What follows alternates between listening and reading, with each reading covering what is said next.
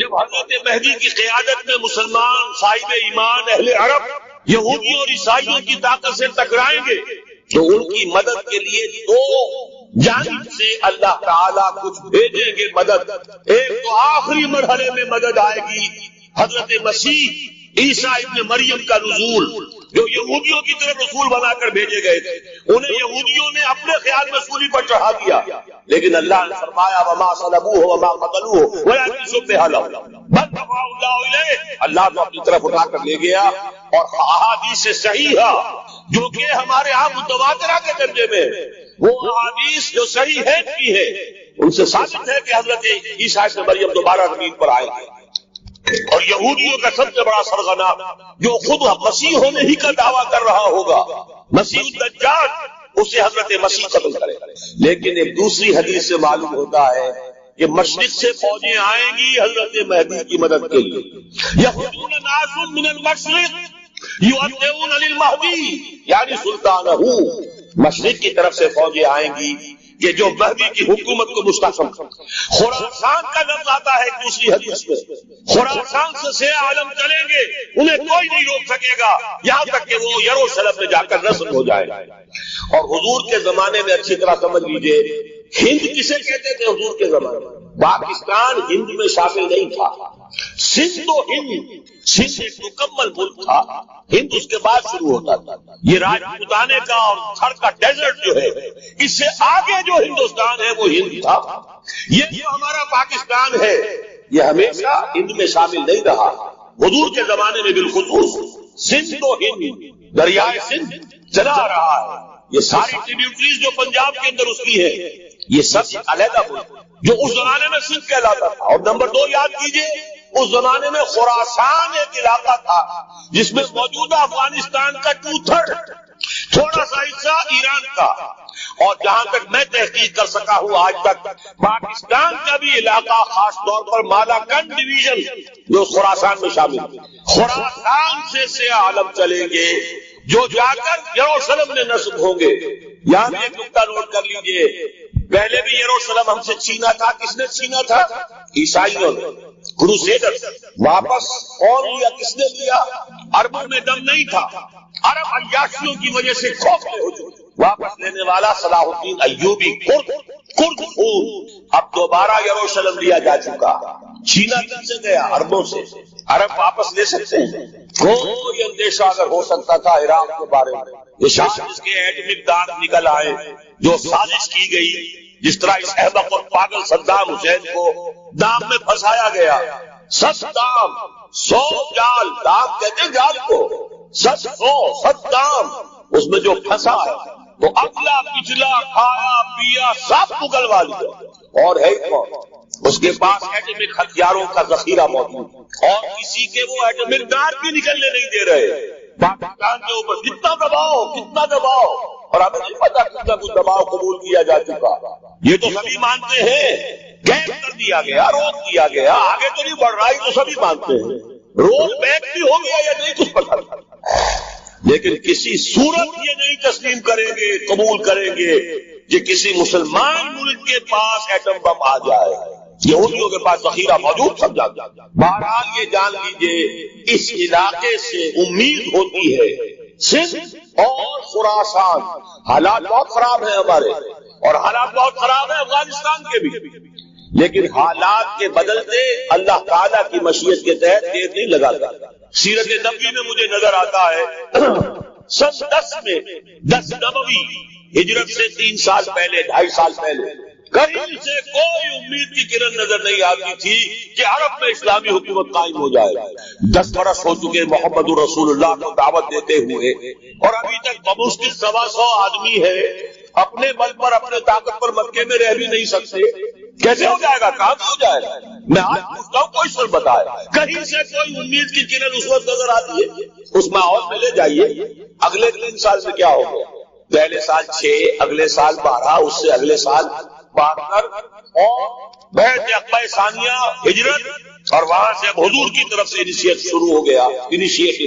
تو ہم یہ کہہ سکتے ہیں اللہ تعالیٰ کی قدرت، اللہ کی مشیت۔ یہ یقین ہے کہ دنیا کے خاتمے سے پہلے نظام خلافت قائم ہوگا اور تمام دنیا میں ہوگا۔ ظاہر ہے کہیں پہلے کسی ایک جگہ سے ہوگا، جیسے حضور کے زمانے میں ہوا۔ اگر بیک وقت پوری دنیا میں ہو سکتا تو حضور کے دست مبارک سے ہوتا۔ اگر حضور کے دست مبارک سے بھی ایک ملک میں ہوا، جزیرہ نما عرب میں ہوا، پھر حضور کی امتی ہے نا، ابو بکر ہے، عمر ہے، عثمان ہے، صحابہ کرام کی فوجیں نکلی ہے، امتی ہے، امتیوں کے ہاتھوں اس کی توسیع ہوئی۔ اب بھی یہی ہوگا، کسی ایک علاقے میں ہوگا۔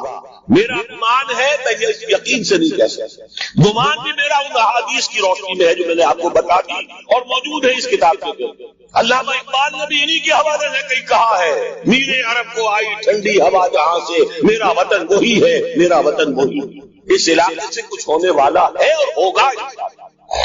میری زندگی میں نہ ہو، آپ کی زندگی میں نہ ہو، کوئی پرواہ نہیں۔ حضرت حمزہ تو شہید ہو گئے غزوہ احد میں، 5 سال کے بعد حضور مکے میں داخل ہوئے ہیں فاتح کی حیثیت سے۔ حضرت حمزہ کی نگاہوں نے، ان آنکھوں نے تو نہیں دیکھا، عالم ارواح میں اللہ نے کیا مشاہدہ کرایا ہوگا انہیں، وہ تو ہمیں معلوم نہیں۔ بعض صحابہ شہید کر دیے گئے مکے ہی میں، بہت بڑی کامیابی۔ اپنی جان لگا دیں، اپنے آپ کو کھپا دیں، اپنے آپ کو مٹا دیں، جس طرح روڑی کوٹ کر بنیادوں میں بھر دی جاتی ہے، ہماری ہڈیوں کا چورا بنا کر اور ہمارے خون کے اندر اسے گون کر اگر وہاں ڈال دیا جائے، اس سے بڑی سعادت کوئی، اس پر تعمیر ہو خلافت علی منہاج النبوۃ، ہم اس کی بنیاد میں دفن ہو جائے، یہی بہت بڑی سعادت ہے۔ لیکن یہ ہوگا، میں نے عرض کیا تھا کہ یقین ہے مجھے کہ ہوگا، اور ہر صاحب ایمان کو یقین ہونا چاہیے کہ ہوگا۔ باقی یہ کہ یہ آثار ہیں اور احادیث بھی ہے، اور 400 برس کی تاریخ بھی بتاتی ہے کہ یہی سے ہوگا۔ 1000 برس تک سارے مجددین امت عالم عرب میں پیدا ہوئے۔ 11ویں صدی کا مجدد اعظم شیخ احمد سرہندی کہاں دفن ہوئے؟ سرہند، ہندوستان۔ 12ویں صدی کا مجدد اعظم شاہ ولی اللہ دہلوی کہاں دفن ہے؟ دہلی میں۔ 13ویں صدی کا مجدد اعظم سید احمد بریلوی، ان کی تو قبر بھی معلوم نہیں، لیکن ان کا خون جذب ہوا دریائے کنہار میں، اور ان کے سینکڑوں ساتھیوں کی لاشیں اس بالاکوٹ کے مقام۔ 14ویں صدی کے مجدد اعظم شیخ الہند، لیکن ان کے ساتھ ساتھ اتنے اعظم رجال، علامہ اقبال جیسا مفکر، مولانا مودودی جیسا مصنف، مولانا الیاس جیسا مبلغ، کہیں اور ہمیں دکھا دیجئے آپ۔ میں کل کہیں عرض کر رہا تھا، دیکھیے پہلے جو 1000 برس تک ہر خیر ہندوستان میں باہر سے آ رہا تھا۔ معین الدین اجمیری باہر سے آ رہے ہیں، شیخ علی حجویری باہر سے آ رہے ہیں، سندھ میں جتنے اولیاء دفن ہیں سب کے سب باہر سے، ایران سے چلے آ رہے ہیں۔ لیکن جیسے ہی 11ویں صدی شروع ہوئی، ریورس ہو گیا ہوگا۔ اب سلسلہ مجددیہ نقشبندیہ اب ہندوستان سے نکل کر پھیل رہا ہے، پورا افغانستان، پورا ترکستان، تمام یہ ترک ریاستیں جو آزاد ہوئی ہیں ابھی یو ایس ایس آر کے خاتمے کے بعد، یہاں تک کہ سائپرس، جزیرہ قبرص، پورا ترکی جو اب بھی ہے موجودہ ترکی، سلسلہ مجددیہ نقشبندیہ کہاں سے چلا؟ ہندوستان پھیل گیا پورے عالم اسلام۔ مفکر، علماء دین اور تمام علوم دینی کا مجدد شاہ ولی اللہ دہلوی، خالص ترین جہاد فی سبیل اللہ دور صحابہ کے بعد جماعت مجاہدین جا کے شہادت نوش کیا، سینکڑوں ہمارے مجاہدین۔ پھر 14ویں صدی میں اقبال جیسا مفکر، مودودی جیسا، دوبارہ دوہرا رہا ہوں، مصنف، مولانا الیاس جیسا مبلغ، مجھے تو کہیں نظر نہیں۔ تمام مسلمان ممالک آزاد ہوئے، کہیں اسلام کا نام نہیں لگا، نہ سرکاروں نے نعرہ لگایا، نہ کہیں کسی اور نے نعرہ لگایا۔ عرب نے بھی عرب نیشنلزم کا نعرہ لگایا، اسلام کا نعرہ نہیں۔ تحریک پاکستان نے نعرہ لگا، پاکستان کا مطلب کیا؟ لا الہ الا اللہ۔ صبح کر چکا ہوں، تحریک خلافت پوری دنیا میں کہیں نہیں، صرف بر اعظم پاک و ہند میں۔ اور کیسی تحریک خلافت کہ ہندو شریک ہوئے، گاندھی شامل ہوا، پورے ہندوستان کو جس نے بجھا دیا۔ یہ دوسری بات ہے کہ جب خود مصطفیٰ کمال نے ختم کر دیا تو کیا کرتے ہیں؟ مدعی سوز جواب نوٹ کرنے کی بات۔ اسلام کے بارے میں حضور نے فرمایا تھا، بدا الاسلام غریبا وسیعود کما بدا فطوبی للغرباء۔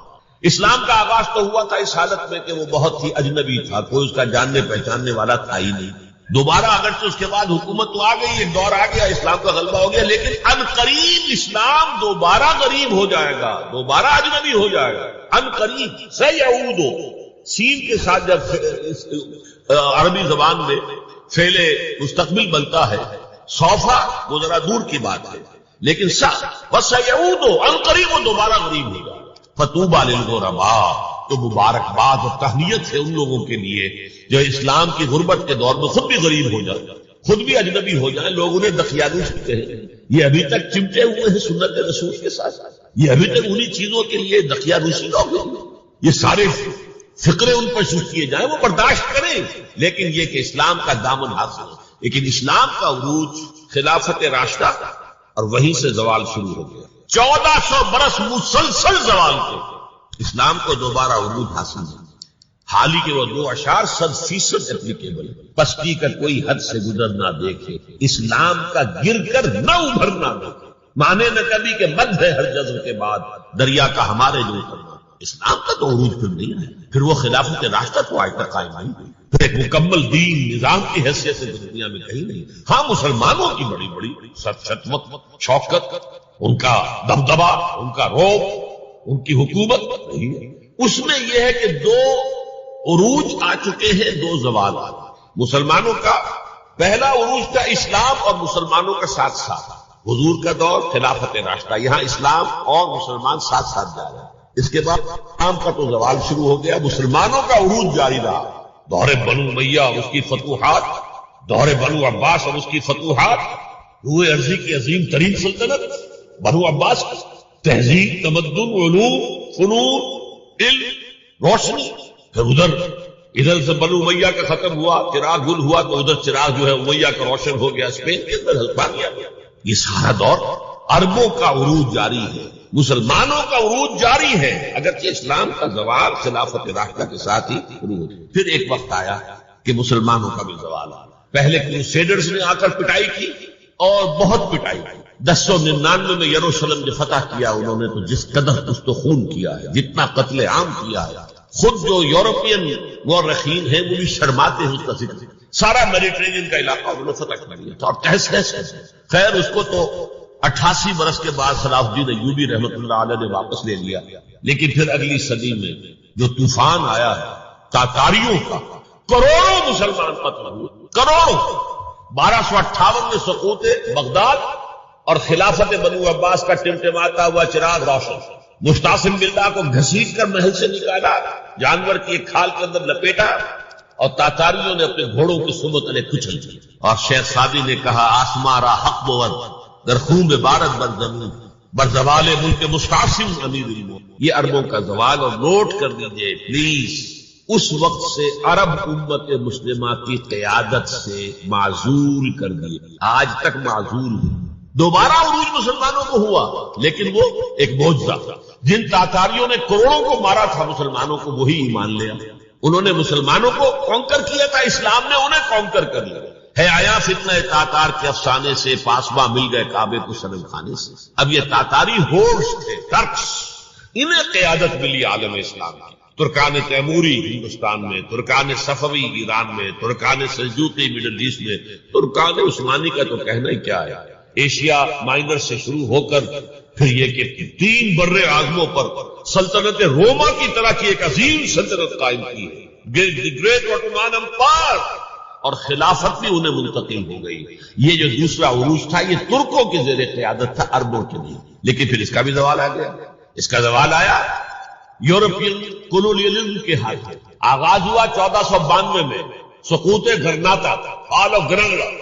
اس کے بعد 1498 میں round the Cape of Good Hope, راستہ تلاش کر لیا واسکو ڈی گاما نے، اور یہ سیلاب جو ہے کولونیل سیلاب آ گیا۔ ہندوستان، جزائر شرق الہند، یہ سارا آج کا انڈونیشیا، ملائیشیا، ہندوستان، یہ سب کے سب جو ہے فتح ہوتے چلے گئے، جس کا کلائمیکس تھا اس صدی کے، پچھلی صدی کے آغاز میں۔ اب 21ویں صدی ہے، 20ویں صدی کے آغاز میں پہلی جنگ عظیم کے بعد تمام عالم اسلام یورپی حکومتوں کے زیر نگرانی۔ تو یہ نوٹ کر لیجئے کہ ان 1400 سالوں میں امت مسلمہ کا ایک عروج، پھر ایک زوال، پھر ایک عروج، پھر ایک زوال۔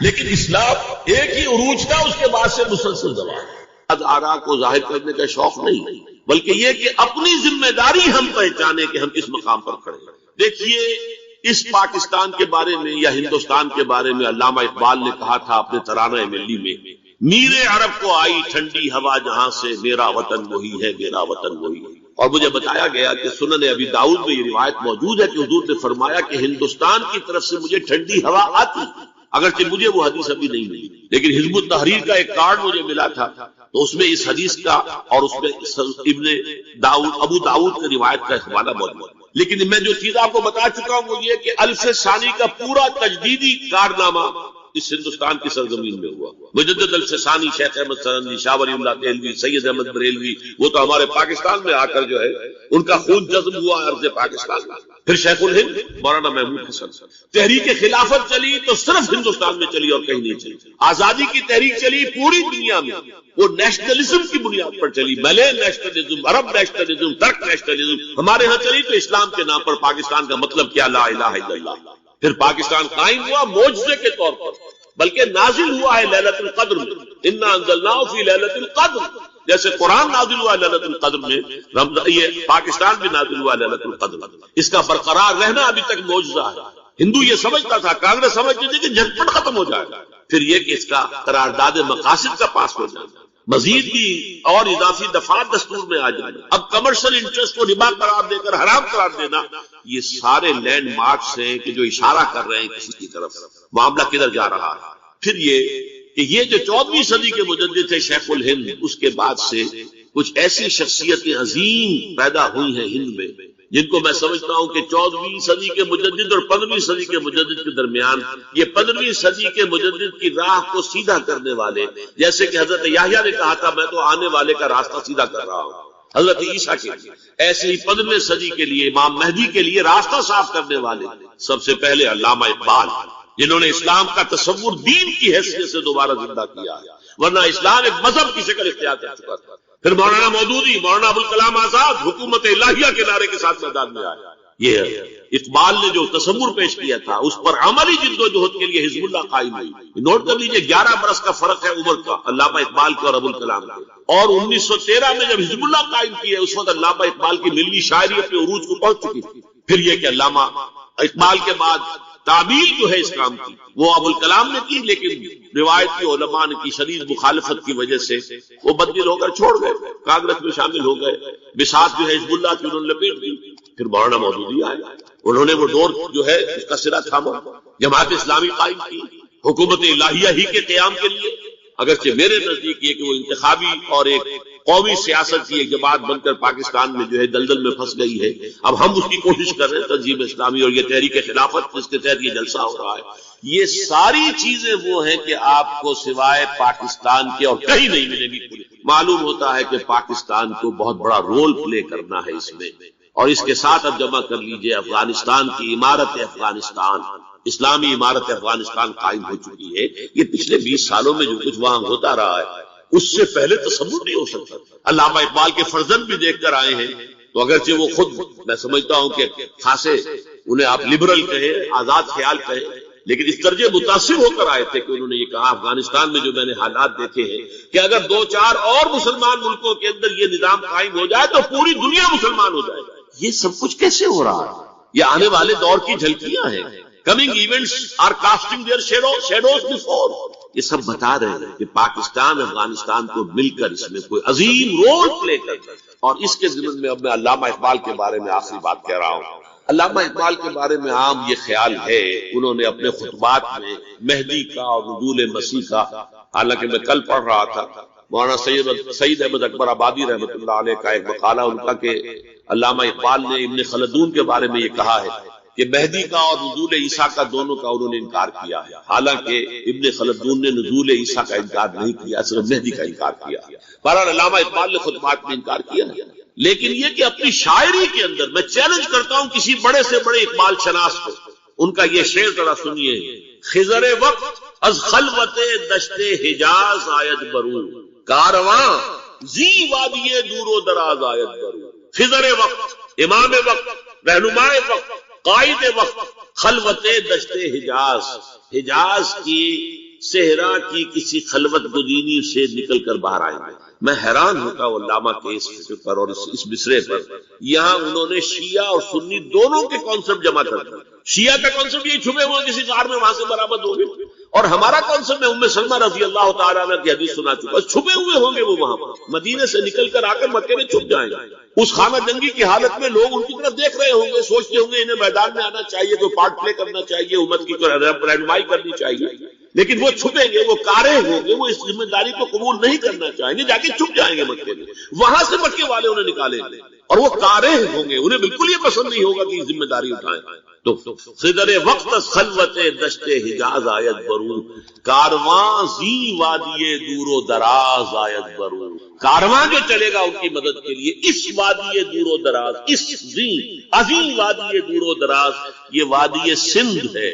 وادی سندھ جو ہے ہم سمجھتے ہیں کہ صرف یہ پاکستان اور پنجاب جو ہے یہ اس میں شامل ہے، سندھ اور پنجاب نہیں، افغانستان کا پورا مشرقی علاقہ اس میں شامل ہے۔ جیسے دریائے جہلم سندھ میں جا رہا ہے، جیسے دریائے گلگت سندھ میں آ کر ملتا ہے، جیسے دریائے چناب اور راوی اور جہلم اور یہ سب جا رہے ہیں اور آ رہے ہیں، اسی طرح دریائے کابل کہاں سے آ رہا ہے، دریائے گومل کہاں سے آ رہا ہے، ٹوچی کہاں سے آ رہا ہے، یہ سارا جو ہے ڈرین جو ہو رہا ہے ایسٹرن جو ہے پارٹ آف افغانستان، یہ سب وادی ہے۔ اس وادی کے یہ دو حصے ہیں، ایک حصہ جو ہے یہ ادھر پاکستان میں ہے اور اسی وادی کا دوسرا حصہ جو ہے وہ افغانستان میں۔ کارواں زی وادی دور و دراز آیت برون، کارواں چلے گا یہاں سے، یخرج ناس من المشرق یؤتون للمہدی یعنی سلطان ہی، مشرق سے فوجیں چلیں گی کہ جو مہدی کی حکومت قائم کریں گی، اور یخرج من خراسان رایات و سود، اور خراسان سے سیاہ پرچم چلیں گے کہ جن کا رخ کوئی موڑ نہیں سکے گا، حتیٰ تنصب بیلیا، یہاں تک کہ وہ جا کر یروشلم کے اندر نصب ہو جائے گا۔ حضرات میں ایک میری گفتگو کا حصہ باقی تھا لیکن میں اسے چھوڑ رہا ہوں، اس لیے کہ گلوبلائزیشن جو اس کی ہوگی، جو خلافت علی منہاج النبوہ کی تجدید کامل حضرت مہدی کے ہاتھوں عرب میں ہوگی، اس سے پہلے اس کے لیے محنت، کوشش، جد و جہد پاکستان اور افغانستان میں ہو چکی ہوگی جو اسے سپورٹ کرے گی اور وہاں جا کر حکومت قائم کرے گی۔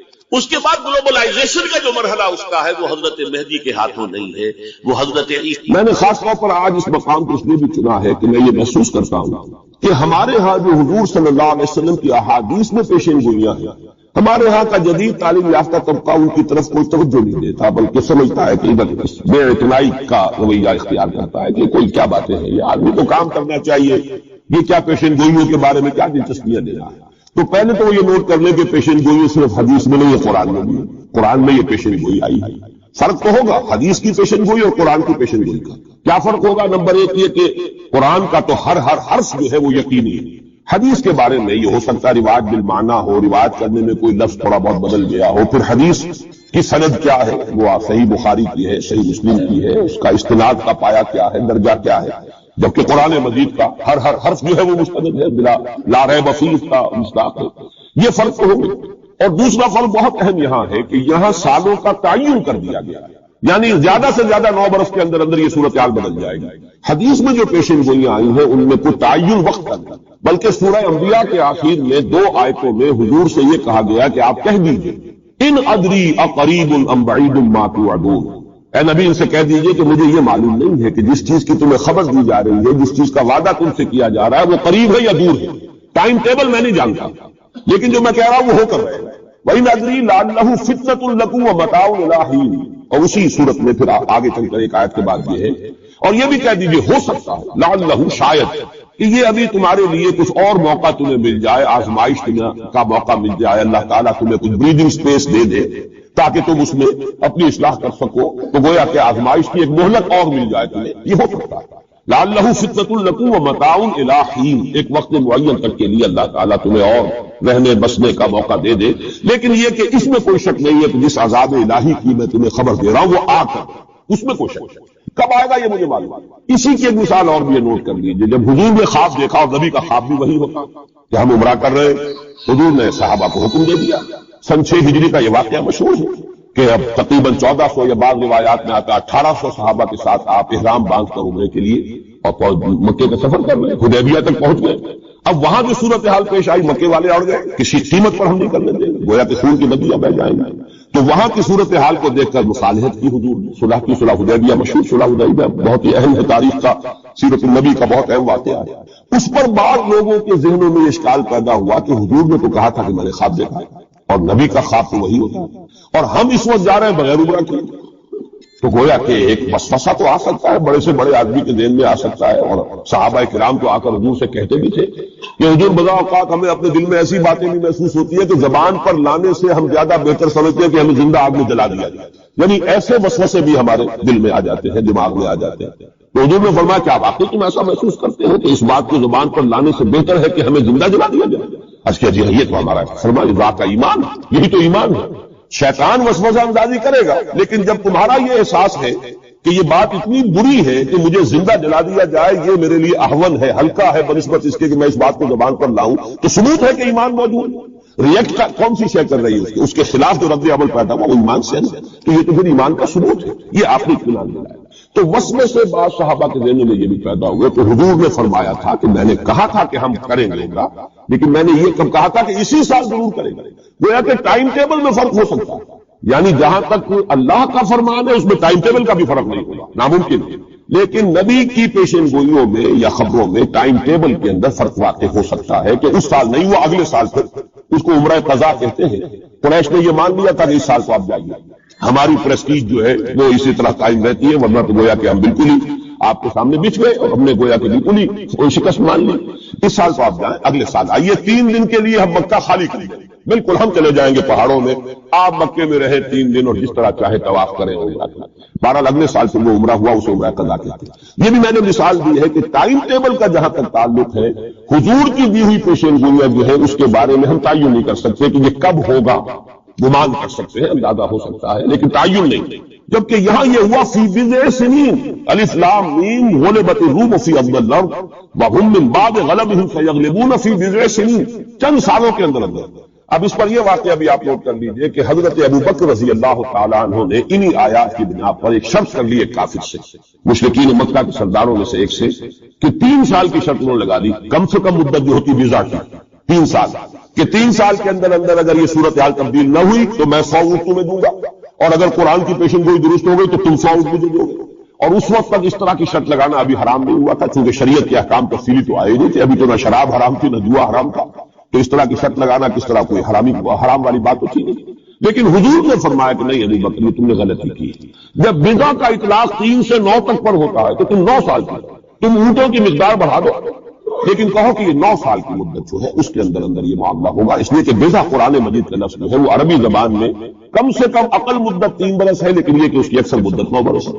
تو حضرت ابو بکر نے وہ بدلا اور ٹھیک 9 سال بعد وہ صورتحال پیش آ گئی. اور یہ عجیب ہے تاریخ کا واقعہ، ہرقلیس کی یہ جو فتح ہے یہ بھی بڑی ہی بہت زیادہ تھی. وہ جو ڈائریکٹ روٹ تھا جس سے کہ ہمیشہ ان کی جنگیں ہوتی تھی، یعنی اس کے ترکی کے مشرقی علاقے سے آ کر رومی جو ہے پھر میدان جنگ کو اختیار کریں، مورے کیسپین کا راؤنڈ دے کر پہاڑی جو علاقہ ہے اس کے پیچھے سے آ کر اس نے حملہ کیا اور ایک دم اچانک جو ہے ایرانیوں کو گویا کہ سرپرائز اٹیک کیا ہے. لیکن پھر یہ کہ شکست فاش ہوئی ایرانیوں کو، دوبارہ پھر جو ہے وہ یروشلم پر اس کا قبضہ ہو گیا. اس نے منت مانی تھی کہ اگر یروشلم دوبارہ فتح ہو جائے ہمارے ہاتھوں تو میں حمص سے لے کر اور یروشلم تک پیدل جاؤں گا اور وہاں جا کر جو ہے شکرانے کی نماز ادا کروں گا. کیونکہ وہ پھر صلیب انہیں دوبارہ واپس مل گئی، صلیب کو دوبارہ ریسٹور کرنا تھا اسی جگہ پر جا کر. تو پیدل چل کر یہ آیا اور تاریخ میں نوٹ کر لیجیے جب یہ پیدل چل کر آیا تھا اسی وقت، اب زمانہ کافی گزر چکا تھا، تو پھر جو حضور کا نامہ مبارک گیا ہے سن 7 ہجری میں، یہ وہ زمانہ ہے جبکہ یروشلم وہ آیا ہوا تھا. اور اس وقت پھر ابو سفیان کو بلا کر اس وقت تک وہ ایمان نہیں لائے تھے. حضور کے نامہ مبارک پر پھر ہرقلیس نے پھر سوال جواب کیے، معلومات حاصل کیے، کون شخص ہے، کیسا ہے، حسب نسب کیسا ہے، اس کا کردار کیسا رہا ہے، کون لوگ اس پر ایمان لا رہے ہیں، جو ایمان لاتے ہیں ان میں سے کوئی واپس بھی جاتا ہے کہ نہیں جاتا، کوئی مرتد بھی ہوتا ہے. بڑا ذہین انسان تھا، بڑا عالم و فاضل انسان تھا، پہچان چکا تھا کہ یہ وہی نبی ہے جن کا ہم انتظار کر رہے ہیں. لیکن وہ یہ چاہتا تھا کہ جیسے قسطنطین نے اس وقت یہ کیا تھا کہ وہ جب اس نے مذہب بدلا ہے، عیسائیت اختیار کی، تو پوری مملکت جو عیسائی ہے، تو نظام انٹیکٹ رہا، وہی ان کا بادشاہت کا نظام قائم رہا. چاہتا تھا کہ میرے یہ تمام کے تمام نائبین سلطنت اور جتنے بھی بطاریق ہیں، یہ بطریق پیٹریارکس، یہ سب کے سب بھی میرے ساتھ اسلام قبول کریں. اور سارا یہ اس نے جو سوال جواب کیا تھا ابو سفیان سے اسی لیے کیا تھا کہ سارے درباری قائل ہوتے چلے جائیں کہ واقعی یہ نبی سچا ہے. لیکن اس کی امید کے برعکس ہوا، ری ایکشن بڑا شدید ہوا ان کے وہ پادریوں میں اور ان کے جو پیٹریارکس تھے ان میں، تو پھر وہ بھی محروم رہ گیا. سلطنت کی بیڑی اس کے پاؤں میں پڑی رہ گئی، زنجیر پڑی رہ گئی، وہ اسلام سے محروم رہ گیا. بہرحال اب یہاں نوٹ کیجئے کہ 9 برس بعد 623 عیسوی میں اس کو فتح حاصل ہوئی. حضرت عمر نے وہ 100 اونٹ حاصل کیے، اگرچہ حضور نے پھر اس کے بارے میں حکم دیا کہ اسے 70 اس کو اب تو اپنی ذاتی استعمال میں نہ لا سکتا. اچھا، اس کے ساتھ اس پیشن گوئی میں دوسرا حصہ بھی ہے. الف لام میم غلبت الروم فی ادنى الارض وهم من بعد غلبهم سيغلبون في بضع سنين لله الامر من قبل ومن بعد. اللہ ہی کے ہاتھ میں ہے تمام معاملات کا اختیار، پہلے بھی اور بعد میں بھی. یہ تو ایمان کی بنیادی حقیقت ہے. وَيَوْمَئِذٍ يَفْرَحُ الْمُؤْمِنُونَ، اور اس روز اہل ایمان بھی بہت خوشیاں منا رہے ہوں گے. یہ اس پیشن گوئی کا دوسرا حصہ ہے. این بدر کے دن یہ خبر آئی ہے کہ یہ پیشن گوئی صحیح ہو گئی. 9 برس ہو گئے سن 5 جو نبوی سے، اور غزوہ بدر 623 عیسوی میں غزوہ بدر ہو رہا ہے. 622 میں ہجرت ہے اور 623 میں غزوہ بدر ہو گیا.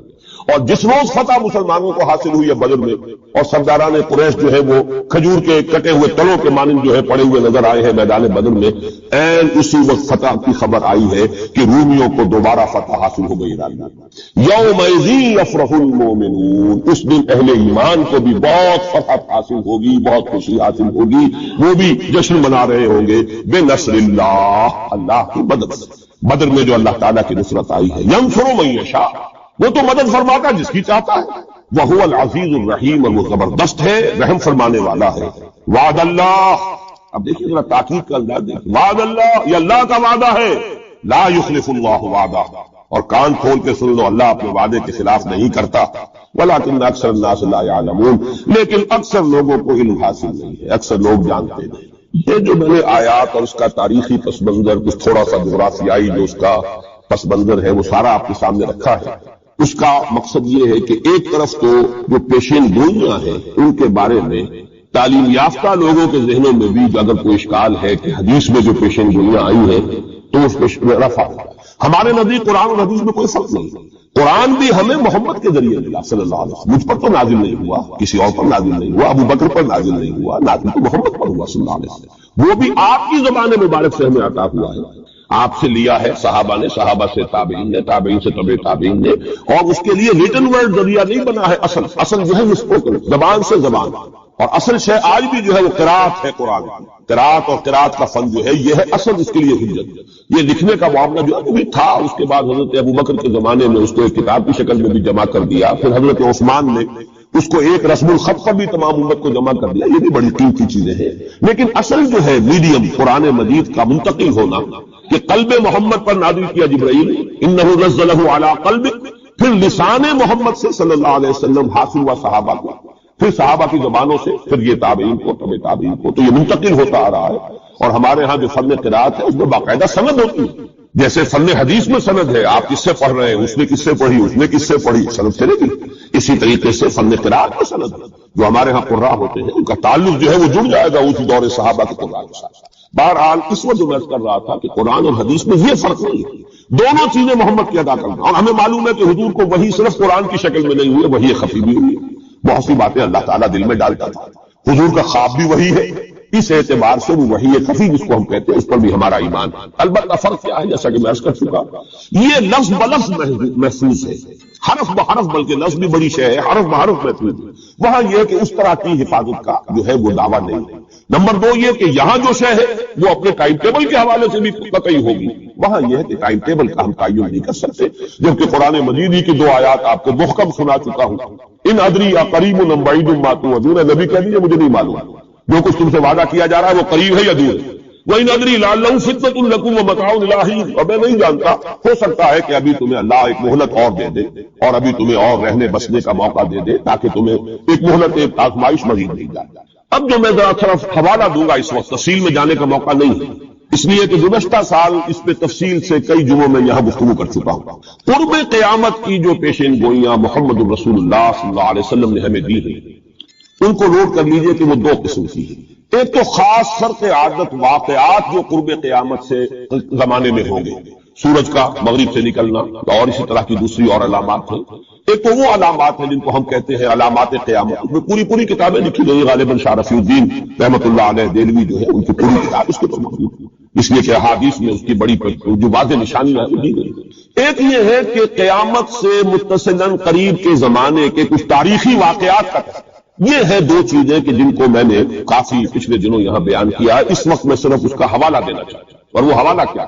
پہلی بات یہ کہ احادیث نبویہ سے صراحت کے ساتھ ثابت کہ قیامت سے قبل پورے کرۂ ارضی پر اللہ کا دین اسی طرح غالب ہوگا جیسے کہ حضور کے دست مبارک سے آپ کی اپنی حیات طیبہ کے دوران جزیرہ نما عرب میں غالب ہے. یہ قطعی ہے. حضور نے 5 ادوار گنائے. یہ حدیثیں ہم نے ان کے ٹیکسٹ بھی عام کیے ہیں. ندائے خلافت میں ان کے ٹائٹلز پر شائع کیا ہے تاکہ یاد کریں آپ حضرات الحدیثوں کو. اس لیے کہ جو حالات اس وقت ہیں اور جو سامنے آنے والے ہیں بہت مایوس کن حالات ہیں. اور مایوس کن حالات میں پھر اگر امید کی کوئی ڈور جو ہے وہ ہاتھ میں رہے تو آدمی کو سنبھالا ملتا رہتا ہے. کہیں نہ کہیں کچھ امید بھی جو ہے کہ دامان خیال یار چھوٹا جائے ہے مجھ سے.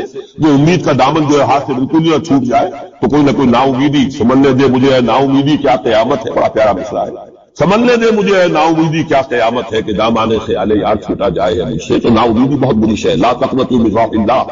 اس اعتبار سے جو حالات امیڈیٹلی اس وقت سامنے ہیں اور جو آ رہے ہیں وہ نہایت مایوس کن نہایت تکلیف دہ. ان میں ضرورت ہے کہ یہ جو ہمارے لیے کچھ امید افزا خبریں اور پیشن گوئیاں ہیں ان کو بڑے پیمانے پر عام کیا تاکہ لوگ جو ہے اس کے حوالے سے اپنے حوصلوں کو اپنے امنگوں کو ولولوں کو کچھ برقرار رکھ سکیں اور ان میں کچھ کام کرنے کا جذبہ.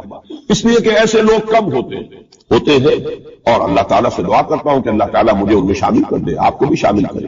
ایک ایسے لوگ ہوتے ہیں کم کہ جو بالکل حالات سے اپنا تعلق منقطع کر کے مائنس ہے یا پلس ہے اور پازیٹو ہے یا نیگیٹو ہے اس سے بالکل منقطع کر کے اپنے احساس فرض کے تحت کام. میرا تو فرض ہے مجھے کرنا ہے. بات ختم ہو گئی. کیا حالات ہیں کیا امیدیں ہیں کیا کیلکولیشنز ہیں. کیلکولیٹنگ مائنڈ سے انہیں کوئی سروکار نہیں ہوتا. ہمیں اس سے بحث نہیں کوئی نتیجہ نکل رہا یا نہیں نکل رہا یا نکل سکتا ہے یا نہیں نکل سکتا کوئی امید ہے یا نہیں ہے. حضرت نوح علیہ السلام 950 برس تک دعوت دیے چلے جا رہے ہیں. کون سی امید تھی؟ آخری وقت کوئی امید بن نہیں آئی. کوئی امید تھی 950 برس کوئی تصور ہم نہیں کر سکتے. اس لیے کہ فرض ہے آپ کے ذمہ آپ کو تو پہنچانا. یا ایھا الرسول بلغ ما انزل الیک من ربک فإن لم تفعل فما بلغت رسالہ. اے رسول پہنچاتے رہو جو کچھ کے نازل کیا جا رہا ہے تم پر تمہارے رب کی طرف سے. تمہیں تو کرنا ہے. نتیجہ نکلے نہ نکلے تو مانے نہ مانے حالات بہتر ہو یا اور بدتر ہو اس سے بالکل لا تعلق. اس کو ہندی فلسفے میں ڈیٹیچمنٹ کہتے ہیں. اپنے آپ کو ایکشن جو ہے ایکشن آدمی کر رہا ہے اپنے فرض کے تحت اپنے آپ کو ڈیٹیچ کر لیجیے اس کے نتیجے سے. نتیجہ کو اچھا بھی نکلے تو خوشی بھی نہیں ہونی چاہیے. نتیجہ اگر کوئی برا نکلا تو افسوس بھی نہیں ہونا. یہ کوئی انتہا ہے تھیوریٹیکل بات ہے. انسانی سطح پر تو یہی ہوگا کہ اچھا نتیجہ نکل رہا ہے تو کچھ نہ کچھ خوشی ہوتی ہے فرح ہوتی ہے اطمینان ہوتا ہے. اور اگر کچھ دوسری صورت ہے تو پھر کچھ نہ کچھ رنج ہوتا ہے افسوس ہوتا ہے. قرآن خود کہتا ہے فلعلک باخع نفسک الا یکونوا مؤمنین. اے نبی کیا آپ اپنے آپ کو صدمے سے ہلاک کر لیں گے کہ یہ ایمان نہیں لا رہے. تو یہ صدمہ ہونا رنج ہونا دکھ ہونا افسوس ہونا یہ اپنی جگہ پر ہے. یا اگر کہیں کوئی کامیابی ہو جائے. حضرت عمر کے ایمان لانے کی خبر آئی تو حضور نے بھی نعرہ تکبیر بلند کیا. اب یہ ایک فوری تاثر ہے ہونا چاہیے. آپ کو کسی چونٹی نے کاٹا ہے کہیں سے تو فوراً ہاتھ آپ کا جو ہے وہ جنبش کھائے گا. یہ ریفلیکس ایکشن ہے یہ ہوگا. لیکن ہندو فلاسفی میں تو یہاں تک ہے کہ ڈیٹیچ کر لو اپنے آپ کو اس درجے کہ آپ کا اپنے ایکشن کے ساتھ action for the sake of action یا یوں کہیے کہ وہ اپنے مقصد کے تحت جو ہے آپ کام کر رہے ہیں. باقی یہ کہ کیا نتیجہ نکلتا ہے نہیں نکلتا ہے امید افزا ہے یا مایوس بالکل چھوڑ دیں. بہرحال اس کی ضرورت ہے. لیکن ایسے لوگ جیسا کہ میں نے عرض کیا ہوتے کم. اکثریت لوگوں کی ایسی ہوگی کہ کچھ نظر آتا ہو تو کچھ کام کرتے ہیں کچھ حوصلہ بڑھتا ہے پھر کچھ اور ہمت جو ہے بنتی ہے. اس حوالے سے میں کہتا ہوں کہ چونکہ جو موجودہ حالات ہیں اور مستقبل قریب میں جو حالات آ رہے ہیں وہ سخت مایوس ہیں. انہیں کا بعد میں تذکرہ کروں گا. لیکن اس وقت جو ہے اگر ہم ان حدیثوں کو سامنے رکھیں گے کہ پہلی بات یہ کہ اس دنیا پر پورے عرضی پر دین کا غلبہ ہو کر رہے گا. دین حق اسی طرح نافذ ہوگا جیسے کہ حضور کے ہاتھوں نافذ ہوا ہے جزیرہ نما. اور یہ جو گلوبل ڈومینیشن ہے اسلام کی یہ ایک تو اس سے بھی ثابت ہے کہ 3 مرتبہ قرآن میں فرمایا گیا هو الذی ارسل رسولہ بالہدی ودین الحق لیظہرہ علی الدین کلہ. حضور کا مقصد بعثت ایکسکلوسیو شان ہے. یہ صرف آپ کی ہے کسی اور نبی اور رسول کی نہیں ہے. کہ قرآن کہتا ہے غلبہ دین کے لیے بھیجا صرف تبلیغ کے لیے نہیں بھیجا. باقی تمام انبیاء صرف تبلیغ کے لیے تبلیغ تذکیر تبشیر تذکیر نصیحت جو بھی کہے تعلیم تزکیہ. لیکن غلبہ دین کا لفظ صرف محمد رسول اللہ صلی اللہ علیہ وسلم کے بارے میں آیا 3 مرتبہ. کسی اور نبی کے لیے 1 مرتبہ. اور دوسری بات یہ بھی قرآن کے محکمات میں سے ہے کہ وما ارسلناک الا کافۃ للناس بشیرا ونذیرا. ہم نے نہیں بھیجا ہے محمد آپ کو مگر تمام نوع انسانی کی پوری نوع انسانی. گویا کہ پورے عالم انسانیت پر غلبہ دین ہوگا تو بعثت محمدی کی تکمیل ہوگی. پورے عالم جب بھیجا گیا پورے عالم انسانی کے لیے، اس اعتبار سے بھی صغرا کبرا جوڑیے تو اس کا نتیجہ نکلتا ہے. باقی یہ کہ حضور نے وضاحت کے ساتھ وہ احادیث جو ہے کیا میں نے بارہا آپ کو سنائی ہے. حضور نے 5 دور گنوائے: دور نبوت، دور خلافت علی منہاج النبوہ، حدیث کا ٹیکسٹ میں بیان نہیں کر رہا وقت کی کمی کی وجہ سے. پھر دور ایسی ملوکیت کا جو کٹ کھنی ہوگی، ظالم کاٹ کھانے والی. پھر دور ایسی ملوکیت کا جو جبری ہوگی. یہ میرے نزدیک جو غلامی کا دور ہمارا گزر چکا ہے اور ابھی ہے، پارشلی ختم ہوا، پارشلی باقی. براہ راست جو ہے ویسٹرن امپیریلسٹ پاورز جو ہے یہاں سے چلی گئی ہیں، ان کی فوجیں اب موجود نہیں ہیں ہمارے ہاں، لیکن یہ کہ ان کی تہذیب، ان کا تمدن، ان کا فکر، ان کے نظریات، ان کے فلسفے، ان کی سوچ، ان کا طرز بود و باش، انہی کا لباس، انہی کی صفت، یہ سب کچھ موجود ہے. اور ٹیکنالوجی میں، علم میں اور معاشیات میں ہم بالکل بھکاریوں کی طرح ان کے سامنے ہاتھ پھیلانے کو مجبور ہیں. تو وہ ختم نہیں ہوا چوتھا دور، بلکہ در حقیقت یہ انٹرم پیریڈ ہے چوتھے اور پانچویں کے درمیان. اور پانچواں آپ نے فرمایا ثم تکون خلافت علی منہاج النبوہ، پھر پانچواں دور آئے گا خلافت علی منہاج النبوہ. اور اس وقت گویا کہ پوری جو یہ عالم انسانیت ہے یہ اس چوتھے اور پانچویں دور کے درمیان میں ہے. یہ ایک درمیان کا عرصہ ہے، نو مینز لینڈ کہہ لیجیے اس کو، یا یہ کہ برزخی یہ دور ہے. وہ جو دور تھا امپیریلزم کا، مغربی امپیریلزم، غیر مسلموں کی ہم پر حکومت، ملکن جبرین، اور وہ خلافت علی منہاج النبوہ. پھر وہ 2 حدیثیں حضرت ثوبان رضی اللہ تعالیٰ عنہ سے جو کہ مسلم شریف میں مروی ہے کہ مجھے اللہ تعالیٰ نے ساری زمین سکیڑ کر دکھا دی، یہاں تک کہ میں نے اس کے سارے مشرق دیکھ لیے، سارے مغرب دیکھ لیے. وَإِنَّ أُمَّتِي سَيَبْلُغُ مُلْكُهَا مَا ذُوِيَ لِي مِنْهَا، اور سن لو کہ میری امت کی حکومت ان تمام علاقوں پر قائم ہو کر رہے گی جو مجھے سکیڑ کر دکھا دیا گیا. اب اس کے بعد بولے تو کوئی شک ہے نہیں، صحیح ہند میں سے ہے روایت، صحیح مسلم. بعض حضرات کے نزدیک تو صحیح مسلم کا درجہ صحیح بخاری سے بھی بلند ہے، لیکن یہ کہ اکثر و بیشتر جو ہے ٹاپ پر صحیح ہیں جنہیں ہم کہتے ہیں صحیح بخاری، صحیح مسلم، یہ حدیث کے مجموعے میں سب سے اوپر ہے. اچھا، دوسری حدیث حضرت مقداد ابن اسود سے، لا يبقى على الارض بیت وبر ولا مدر الا ادخل الله فيه کلمۃ الاسلام. اللہ تعالیٰ اس روئے ارضی پر ایک گھر نہیں چھوڑے گا، نہ اینٹ گارے کا بنا ہوا گھر، نہ کوئی کمبلوں کا بنا ہوا خیمہ جس میں اسلام کو داخل نہ کرے. البتہ اسلام کا داخلہ 2 طریقوں سے ہوگا، بعز عزیز اور ذل ذلیل. یا تو گھر والا اور خیمے والا اسلام قبول کر لے گا تو اسلام کے اعزاز کے ساتھ اس کا بھی اعزاز ہو گیا. وَلِلَّهِ الْعِزَّةُ وَلِرَسُولِهِ وَلِلْمُؤْمِنِينَ، عزت تو ہے اللہ کے لیے، اس کے رسول کے لیے، اہل ایمان کے لیے. گھر والا بھی اس کا اعزاز ہوا، اس کے گھر میں اسلام داخل ہوا اس کے اعزاز کے ساتھ. اگر نہیں قبول کرے گا تو نیچے ہو کر رہنا پڑے گا. یوت الجزیہ عن ید وہم صاغرون، چھوٹے ہو کر جزیہ پیش کرنا ہوگا. تو گویا کہ اسلام تو اس کے گھر میں بھی داخل ہو گیا، لیکن وہ بدبخت اعزاز اسلام سے خود محروم رہا. لیکن غلبہ تو ہو گیا نا. یدخلون فی دین اللہ افواجا کی وہ شکل تو ہو گئی کہ اللہ کا دین جو ہے وہ غالب ہو گیا. اطاعت تو انہیں کرنی پڑے گی، اسلام کی بالادستی قبول کرنی ہوگی. رہے ہندو، رہے سکھ، رہے پارسی، رہے عیسائی، رہے پرسنل لا میں ان کی جان، مال، عزت، آبرو کی حفاظت کا ذمہ بھی لیا جائے گا. ان کے عقائد کو بھی زبردستی نہیں بدلوایا جائے گا. ان کے مندروں، گردواروں اور کلیساؤں اور صلوات جو ہے سینیگاگ، ان کی حفاظت کی جائے گی، لیکن بالادستی اسلام. یہ ہے مسند احمد ابن حنبل کی روایت ہے حضرت مقداد ابن اسود سے. تو پہلی بات تو یہ ہے کہ یہ یقین، کم سے کم مجھے تو اس کا یقین حاصل ہے الحمدللہ، اور میں چاہتا ہوں کہ ہر شخص، ہر مسلمان کے دل میں یقین پیدا ہو. لیکن اس سے پہلے ایک اور دور ہے، وہ دور ہے کہ جس کو ہمارے زمانے میں آ کر 2 طبقوں نے اس کے بارے میں اتنی غلط فہمیاں پیدا کی ہیں، اور اکثر ہمارے پڑھے لکھے بزوں میں خیش راسخ العقیدہ مسلمانوں کے اندر بھی دلوں میں نقب لگی ہوئی. سمجھتے ہیں کہ ہم تو قادیانی نہیں ہیں، سمجھتے ہیں کہ ہم تو منکر حدیث نہیں ہیں، لیکن ان حدیثوں پر ان کا یقین نہیں ہے. حالانکہ یہ بخاری شریف کی روایات ہے، حالانکہ یہ مسلم شریف کی روایات ہے.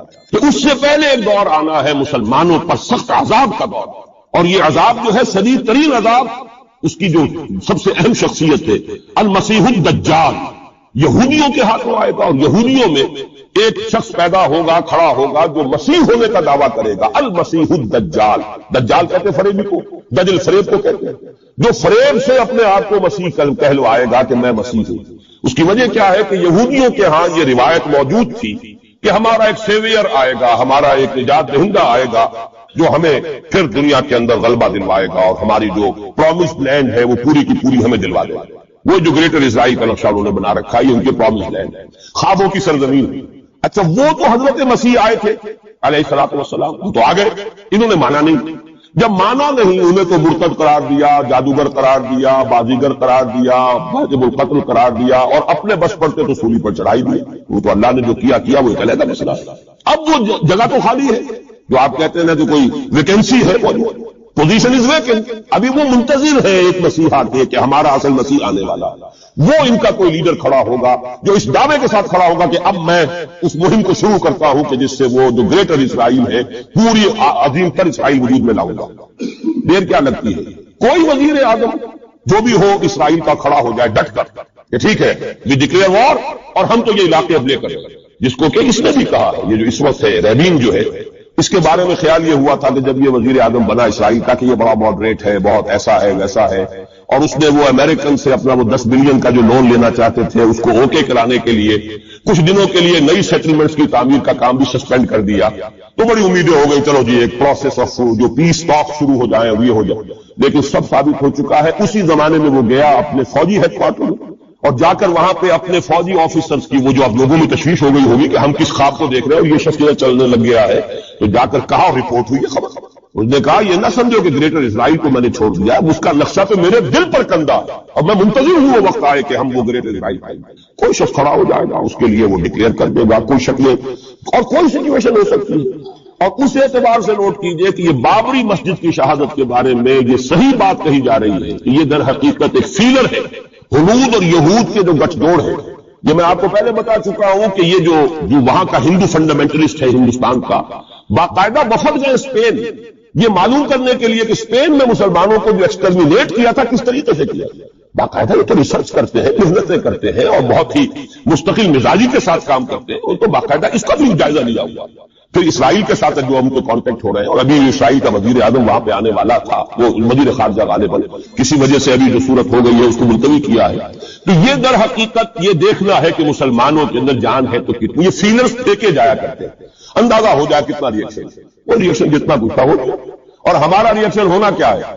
اس سے پہلے جب مسجد اقصیٰ کے ساتھ جو بھی بے حرمتی ہوئی اور جب یروشلم گیا ہے، کتنا کو رونا پیٹنا ایک دفعہ تو پورے عالم اسلام میں ہو گیا تھا، اب کہاں ہے وہ رونا پیٹنا؟ اب تو ریکنسائل کیے بیٹھے، اب تو وہی عرب ممالک ایک ٹیبل پر جا کر میڈرڈ میں تو بیٹھ آئے نا آخر اسرائیل کے ساتھ، اور اب مسلسل گفتگو واشنگٹن میں جو ہے پہلا round, second round, third round, کبھی تو اس کے ساتھ ایک میز پر بیٹھنا گوارا نہیں تھا، اس کو ریکگنائز کرنے کا کوئی سوال نہیں تھا، اب اس کی باتیں بھی ہو رہی ہیں۔ تو معلوم ہوتا ہے کہ یہ سارے جو ہے حالات یہ کوئی ایسی باتیں نہیں ہے، کوئی فیری ٹیلز ہو یا کوئی پریوں کی کہانیاں ہو جو آنے والی ہیں کیسے ہم مان لیں، یہ صحیح عقیدہ اسلامی ہے۔ حضور احادیث حضرت مسیح علیہ السلام زندہ آسمان پر اٹھائے گئے اور وہی حضرت مسیح علیہ السلام دوبارہ آئیں گے اور یہودیوں کا آخری قلع قمع انہی کے ہاتھوں ہوگا، اور یہ در حقیقت قرآن مجید کا جو فلسفہ ہے انبیاء اور رسول کے بارے میں، اس کے عین مطابق جس قوم کی طرف کوئی رسول بھیج دیا جاتا تھا وہ قوم جب رد کر دیتی تھی رسول کی دعوت، اتمام حجت کر دیا رسول نے، 950 برس تک دعوت دی، قوم نے رد کر دیا۔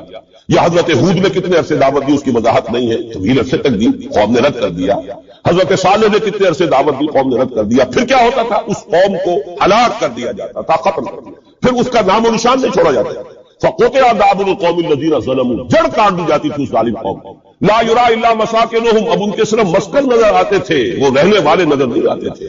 چلے جائیے قرطبہ میں دیکھ لیجئے اور غرناطہ میں جا کر محل دیکھ لیجئے الحمرا، لیکن جو لوگ یہاں کبھی آباد تھے ان کا نام و نشان بھی نہیں۔ یہ تو اب تو آثار قدیمہ ہے، سیریں کر لیجئے جا کر، مسجد قرطبہ بھی ہے، سیر کر لیجئے۔